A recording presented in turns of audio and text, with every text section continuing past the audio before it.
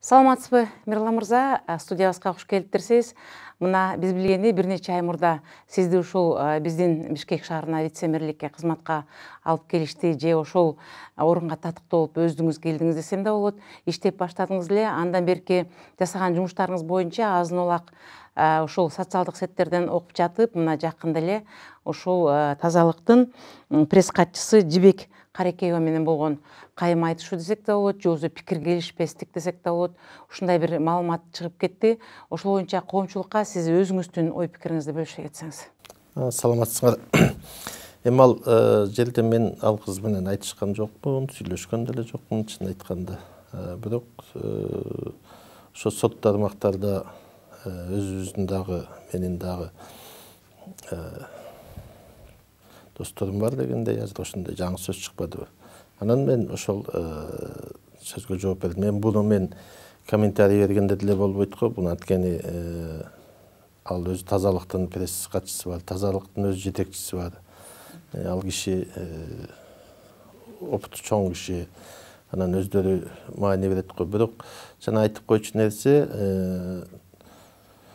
өзү тазалыктын жетекчиси дагы ошонун үстүндө өткөндө жыйналышта мен суроо бергем, азыр ошону менен иштеп атабыз. Ал жанагы иштеген жолдош деген адамдардын айлыгы жогорулат албетте, ал жерде талаш жок. Азырынча алардыкы аз эле. Алардыкы ушул азыр 10 миң дейин 5 миң ушундай өздөрүнүн тарифи менен азыр ошонун үстүндө иштеп атабыз. Мына бүгүн дагы тазалыктын жетекчиси Рысбек Анакыч келип отуруп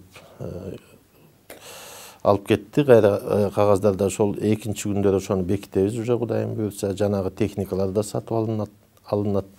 Жанагы элдердин коопсуздугу да каралат. Бул ошондой комплекстин иш жүрүп атат.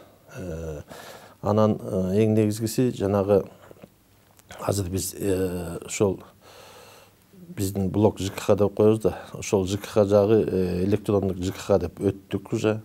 Мына кечээден баштап жанагы айтылып жүргөн көп суроолорго чекит коюлуш үчүн биздин тазалык ишканасына, жанагы свалкада Бишкек асфальт сервис, Зеленкоз, Горсветке баардыгына электрондук ЖКХнын камералары коюлду. Мындан ары сервер биздин департаментте болот. Ошол жактан уже карап турабыз, ошол жактан контроль жүргүзүлөт. Ошон үчүн эми буга дагы көп может кээ бир адамдарга жакпашы мүмкүн, бирок караган болбойт да. Ар бир ушул жетекчи өзүнүн жоопкерчилигин так аткарып иштеп, иш алдыга жүрүп жатат, көп жумуш жүрүп атат. Эми бул жерде мен ойлойм, муну жаман деле иш эмес деп. Бул эми иш жүргөн жерде талаш тартыш болот, эми талкуу болуп туруш керек. Анан бул жерде бир гана минусу ошол талкуу ошол ишкананын ичинде болуш керек. Ал ишкананын жетекчиси биз менен талкууну кылып, биз ошону сүйлөшүп аткандайын ошол толук маалыматты, тем более өзүнүн пресс катчысына толук маалымат жетпесе, бул дагы ошол ишкананын жетекчисинин туура эмес жасаган мамилеси. Туура эмес жасаган мамиле деп айтыш кыйын, бирок кемчилик кетип калганда бир жерде. Сөзүңүз туура, сөзүңүз каралжы. Мына көпчүлүк учурда ошол шаардын ичиндеги жыйналбаган жана таштандыларды, же болбосо бир шаардын ичиндеги кемчиликтерди бир жөнөкөй жаран сүрөтүн салса, ал жерде талкуу болбойт. Ал ошол боюнча эле унутулуп калат, же барып тазаланып кетет, ушинтет дагы.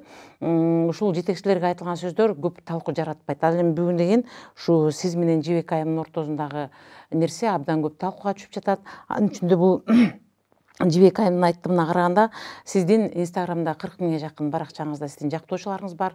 Ал жерде алар сиз деген атайын буйрутма менен сизди пиар кылып, сиздин сүрөттөрүңүздү көрсөтүп турат деген өз пикирин айтып жатат. Ошонун баары жасалмабы, же бул чындыгында эле иш жүзүндө болгон нерселерби? Эми ачыгын айтканда мен ал кыздын жанагы сөздөрүнө комментарий бербей эле коеюн. Эми ал кыздын өзүнүн ой пикири бар. Биздин өзүбүздүн ой пикири бар. Анан мен канча адамын, канча жыл өндүрүштө иштедим, ал кыз канчада дегенде, ошон үчүн ал жака адамдын өзүнүн пикири болсун. Мен жасалма бирдеме жасоого муктаж эмесмин.